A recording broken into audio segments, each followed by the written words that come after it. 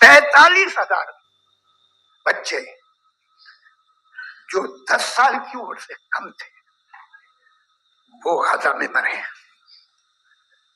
بھوک سے کالا ہانڈی میں بچے مرتے ہیں اور ڈپتھیریا سے مرتے ہیں. ڈپتھیریا عجیب مرض ہے، گلے میں جالی بننا شروع ہوتی ہے، بچہ نیلا ہو جاتا ہے، غریب کا بچہ، اس لیے کہ یہ قادر مطلق ہے جو جائے کر دے. اس سے آپ دعائیں مانگتے ہیں ہماری یہ کام کر دے وہ کر دے، تو اس کا مطلب ڈے ٹو ڈے لائف میں وہ انٹرفیئر کرتا ہے اور یہ دیکھ رہا ہے وہ. اگر وہ واقعی بھی ہے فار ڈسکشن سے، تو میں جب دنیا دیکھتا ہوں تو میرے دل میں اس کے لیے کوئی عزت نہیں پیدا ہوتی. یہ کیا کر رہے ہو تم پورے آل پاورفل ہو، اومنی پوٹنٹ ہو، اومنی پریزنٹ ہو. تم تو وہاں غزہ میں رہے ہوگے نا، تمہارے جگہ ہو. تم دیکھ رہے تھے کہ بچے کی کیسے دھجیاں اڑ گئی، تم دیکھ رہے تھے اور تم چاہتے ہو میں تمہاری پرستش کروں گا. تم ہو بھی. ارے یار، اس کے اچھے تو ہمارے چیف پرائم منسٹر ہیں، کچھ تو خیال کرتے ہیں. السلام علیکم ورحمۃ اللہ وبرکاتہ. الحمدللہ والصلاۃ والسلام علی رسول اللہ وعلی آلہ وصحبہ اجمعین، اما بعد. سوال آپ نے سنا، آئیے اس کے ایک ایک پارٹ کا ہم جواب دیکھتے ہیں. سب سے پہلا سوال کہ جو اومنی پوٹنٹ گاڈ ہے، یعنی کہ پورا پاورفل گاڈ ہے، اوپر والا، ہمارا بنانے والا، جب ہر چیز پر قدرت اور طاقت رکھتا ہے تو وہ غازہ کے بچوں کو اس نے کیوں مدد نہیں کی؟ سب سے پہلا پوائنٹ، یہ دنیا کوئی جنت نہیں ہے، یہ آزمائش اور امتحان کی جگہ ہے. یہ ایگزام چل رہا ہے، یہ کوئی عدل کی عدالت نہیں ہے، امتحان کی زمین ہے، امتحان کی جگہ ہے. اب سوچو اگر اللہ ہر بار بم کو ہوا میں ہی روک دیتا، گولی بندوق میں ہی جام ہو جاتی اور ظالم کے ہاتھ کو اللہ تعالیٰ پکڑ لیتا، تو یہ بتاؤ ظالم ظالم کیسے ثابت ہوتا، مظلوم مظلوم کے طور پہ کیسے پہچانا جاتا؟ تو یہ دنیا کی زندگی کی امتحان ہے، آزمائش ہے. ظلم کرنے والے کے لیے بھی امتحان ہے، چپ بیٹھنے والوں کے لیے بھی امتحان ہے، تماشا دیکھنے والوں کے لیے بھی امتحان ہے. اللہ سبحانہ و تعالیٰ نے فرمایا وَلَا تَحْسَبَنَّ اللَّهَ غَافِلًا عَمَّا يَعْمَلُ الظَّالِمُونَ. یہ مت سوچنا کہ جو ظالم کرتے ہیں اس چیز سے اللہ تعالیٰ غافل ہے. انما یؤخرہم لیوم تشخص فیہ الابصار. اللہ تعالیٰ نے مؤخر کیا ہے، لیٹ کیا ہے، ڈیلے کیا ہے، تاخیر کی ہے اس دن کے لیے جس دن آنکھیں خوف سے پھٹی کی پھٹی رہ جائے گی.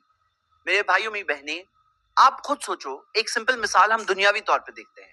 سوچو ایک ایگزام چل رہا ہے، ایگزام کے اندر جو ایگزامینر ہے وہ دیکھ رہا ہے کہ اسٹوڈنٹ غلط جواب دے رہا ہے، پھر بھی وہ اس کا ہاتھ نہیں پکڑ رہا ہے، دینے دے رہا ہے، غلط جواب دینے دے رہا ہے.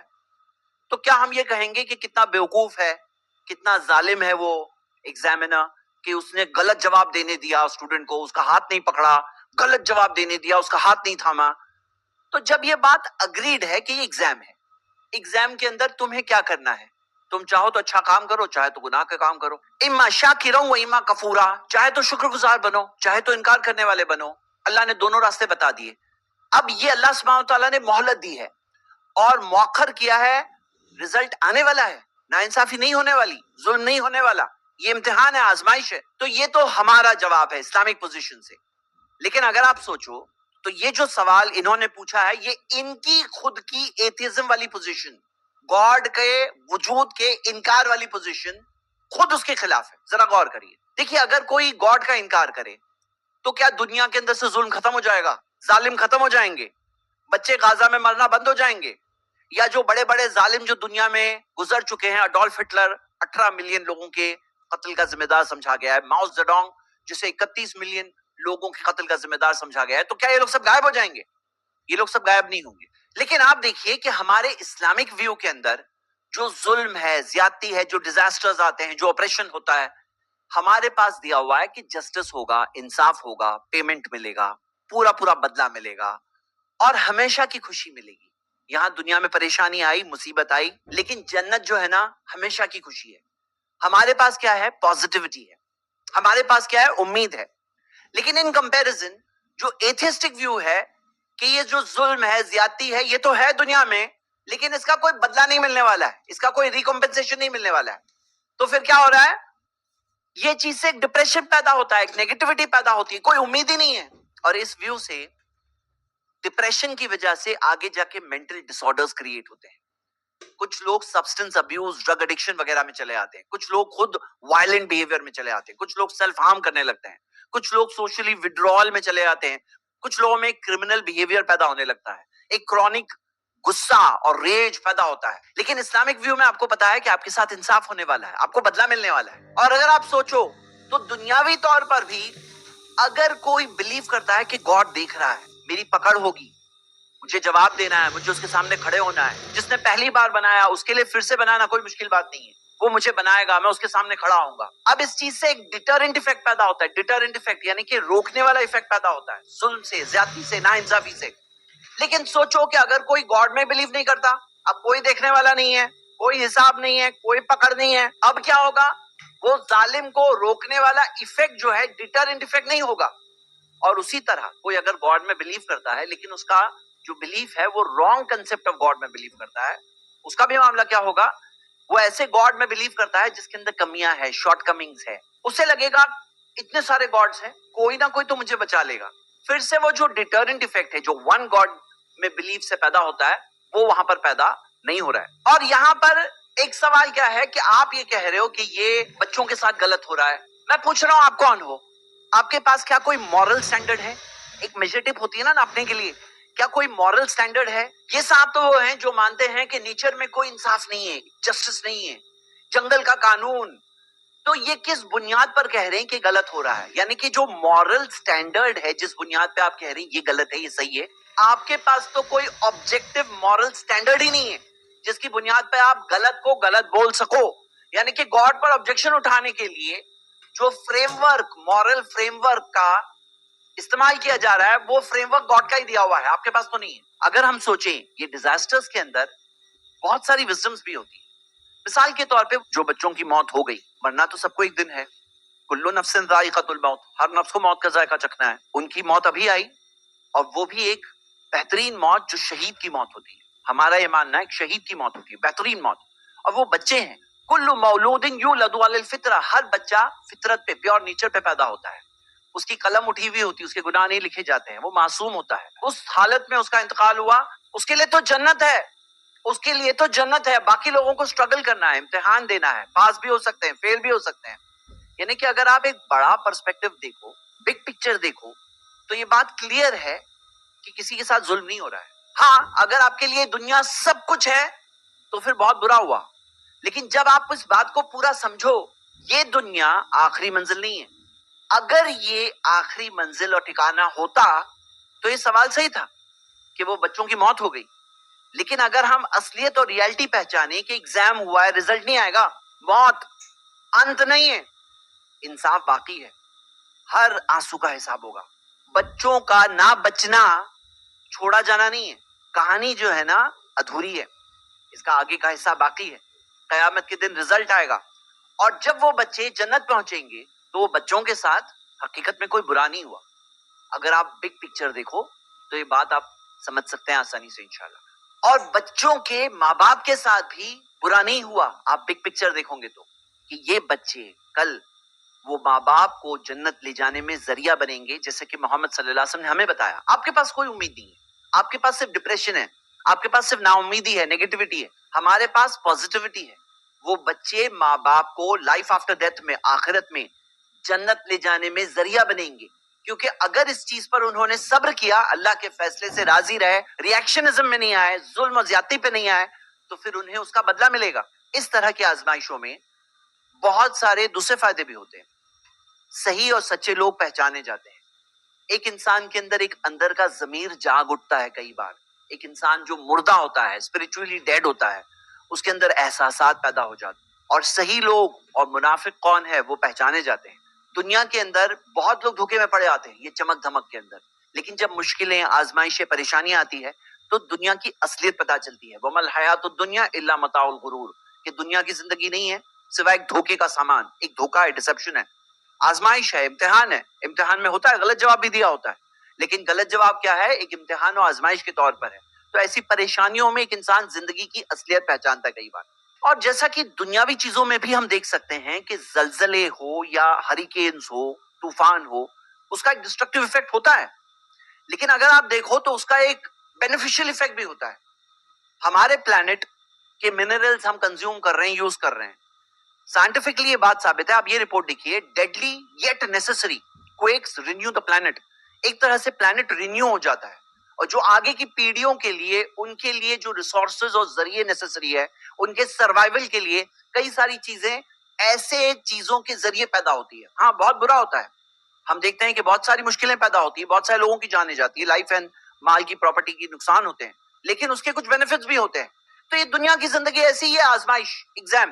اور ایک پوائنٹ اور آپ یہ سوچو کہ یہ جو ان کی پوزیشن ہے کہ گاڈ اوپر والا ظالم کو کیوں نہیں روک رہا ہے, اور اگر اوپر والا سارے ظالموں کو روک دے تو پھر فری ول کیا رہا؟ فری ول, جو فری ول ہوتا ہے نا, انسان کو فری ول دیا ہے, وہ فری ول نہیں رہے گا, یہ فری ول فیک ہو جائے گا.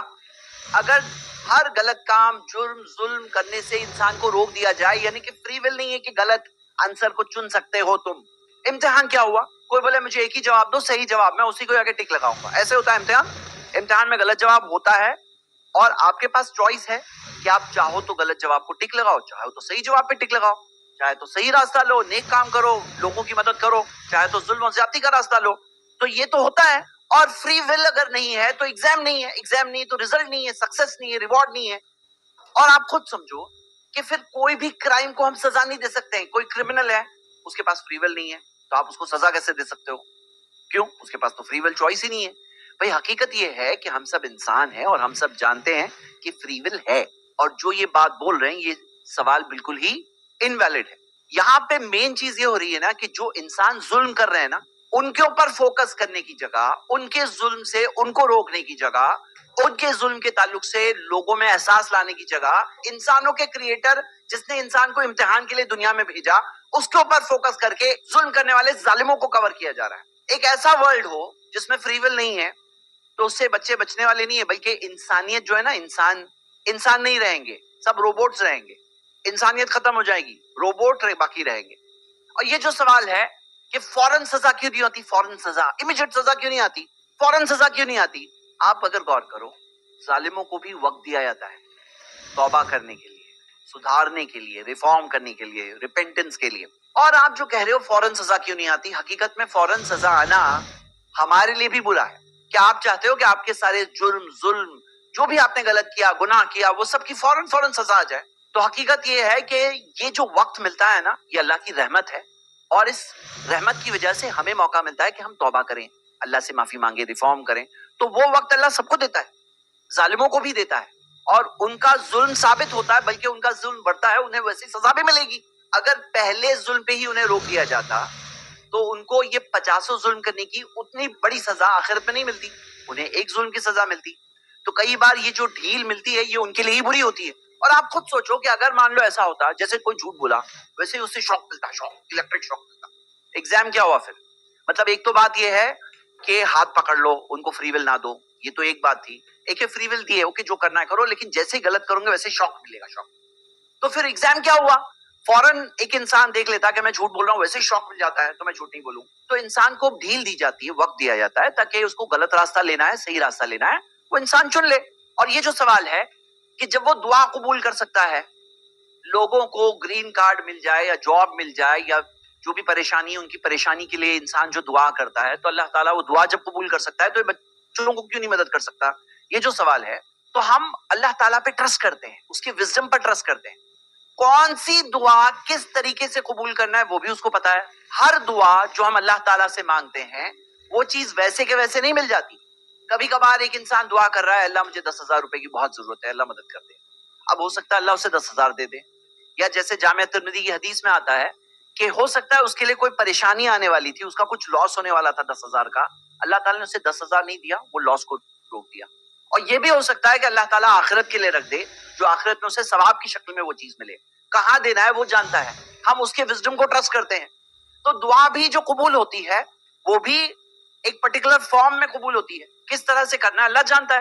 اور آپ جو لوگوں کو دیکھ رہے ہو, جو بچوں کو دیکھ رہے ہو جن کی موت ہوئی, آپ کو کیا پتا ہے کتنے اور کو اللہ تعالیٰ نے بچا لیا. یہ کہنا کہ ان کو کیوں نہیں بچایا, تو آپ یہ بھول رہے ہیں کہ ہو سکتا ہے ایسے کتنے سارے اور ہوں گے, وہ بھی مر سکتے تھے, وہ بھی ختم ہو سکتے تھے. اور یہ بات ثابت شدہ ہے کہ جس طرح کے سرٹن اٹیکس کیے جاتے ہیں, جس طرح کے بم برسائے جاتے ہیں, ان سے کیجولٹیز جو ڈیتھس ہے اس سے بہت زیادہ ہو سکتی تھی لیکن اللہ تعالیٰ نے بچایا. تو یہ کہنا کہ اللہ کیوں نہیں بچا رہا ہے، اللہ اسے شہادت دیتا ہے جسے اللہ چاہتا ہے، اور جن کو ملا ان کا بھی کوئی نقصان نہیں ہوا، کیونکہ آخرت کی کامیابی مل جائے اس سے بڑی چیز کیا مل سکتی ہے. تو یہ بات بھی سمجھنا ہے کہ مدد کا مطلب یہ نہیں ہے کہ موت سے بچا لینا. اللہ بہتر جانتا ہے کس طرح سے مدد کرنا ہے. ایک بات اور سوچنے والی ہے، تم ہو کون؟ بتاؤ نا، تمہاری حیثیت کیا ہے؟ ایک چھوٹے سے معمولی سے انسان، ایک چھوٹے سے پلانٹ پہ رہنے والے کریٹر کے بارے میں سوال پوچھو گے. دیکھا ہے وہ کون ہے؟ وہ آسمان و زمین کا بنانے والا، یہ اتنا واسٹ یونیورس، اتنے کیلکولیشن، اتنے پاور کے ساتھ جو بنانے والا ہے، جس نے اس کائنات کو بنایا. تو لا یسألو عما یفعلوا وهم یسألون، اس سے نہیں پوچھا جائے گا جو چیز وہ کرتا ہے اس کے متعلق، ان سے پوچھا جائے گا، ہم سے پوچھا جائے گا. تو اس کی کائنات خود گواہی دے رہی ہے اس کے گریٹنس کے بارے میں، اس سے نہیں پوچھا جائے گا، ہم سے پوچھا جائے گا. اگر وہ واقعی بھی ہے اور ڈسکشن سے، تو میں جب دنیا دیکھتا ہوں تو میرے دل میں اس کے لیے کوئی عزت نہیں پیدا ہوتی. یہ کیا کر رہے ہو؟ یہ جو ان کا ایٹیٹیوڈ آپ نے دیکھا، گاڈ کے لیے بری باتیں، برے الفاظ، گاڈ سے نفرت، اسے مائسوتھیزم کہتے ہیں، یعنی دا ہیٹریڈ آف گاڈ. ان کا معاملہ ایسا ہے نا کہ یہ بگ پکچر کو نہیں سمجھ پا رہے. ان کے لیے دنیا سب کچھ ہے، اور اس وجہ سے یہ اس کی ریزننگ ایگزام اور امتحان والی بات نہیں سمجھ پا رہے. تو گاڈ کے بارے میں ایک کنفیوژن ہے ان کے ذہن میں، اور یہ کنفیوژن کی وجہ سے نفرت کر رہے ہیں. اس میں مین پرابلم یہ ہے جسے کہتے ہیں ایگو سینٹرزم، یعنی ان کا ویو فائنل، کہ ان کے ویو میں اگر ان کی سمجھ میں بات نہیں آ رہی تو بہت بری. اب ان کو چاہیے ایک مائنڈ کو اوپن کریں. ایک بات یہاں یہ بھی ہے کہ ان کو گاڈ اچھا نہیں لگ رہا، اس وجہ سے انکار کر رہے ہیں. ایک سوال ان سے یہ ہے کہ اگر کوئی آپ کو اچھا نہیں لگ رہا، اس کا مطلب یہ نہیں کہ وہ موجود نہیں ہے. اگر آپ کو کوئی اچھا نہیں لگتا، اگر آپ کو کوئی اچھا نہیں لگتا، اس کا مطلب یہ نہیں کہ اس کا وجود ہی نہیں ہے. مثال کے طور پہ اگر آپ کو ڈونلڈ ٹرمپ نہیں اچھا لگتا ہے، کیا اس کا یہ مطلب ہے کہ ڈونلڈ ٹرمپ کا وجود ہی نہیں ہے؟ مطلب کیا یہاں پہ جو ڈسکشن ہو رہا تھا کہ گاڈ کے ایگزسٹنس کے بارے میں ان کی پوزیشن، جو اسپیکر ہے ان کی پوزیشن یہ ہے، ان کا ماننا ہے کہ گاڈ کا ایگزسٹنس نہیں ہے. اس کی دلیل کے طور پر کیا بتا رہے ہیں؟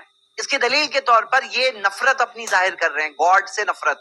ہم یہ کہہ رہے ہیں کہ اگر آپ کو نفرت بھی ہے، آپ کی نفرت کا علاج آپ کو ملنا چاہیے، اس کے اندر آپ کے پاس صحیح انڈرسٹینڈنگ آنی چاہیے، لیکن اس نفرت سے یہ ثابت نہیں ہوتا کہ گاڈ نہیں ہے. مطلب اگر آپ ڈونلڈ ٹرمپ کو نہیں پسند کرتے، اس کا یہ مطلب نہیں ہے ڈونلڈ ٹرمپ کا وجود ہی نہیں ہے، اس کا یہ مطلب نہیں ہے. تو گاڈ اگر آپ کو نہیں پسند ہے، اس سے ثابت نہیں ہوتا کہ گاڈ کا وجود نہیں ہے. گاڈ کا وجود نہیں ہے ثابت کرنے کے لیے آپ کو دوسری دلیل دینی پڑے گی. یہ آپ کو سوال کا جواب تو جاننا چاہیے، سمجھنا چاہیے. لیکن اگر یہ سوال باقی رہ بھی گیا تو یہ پوائنٹ کے ذریعے گاڈ کے وجود کا انکار نہیں کر سکتے آپ.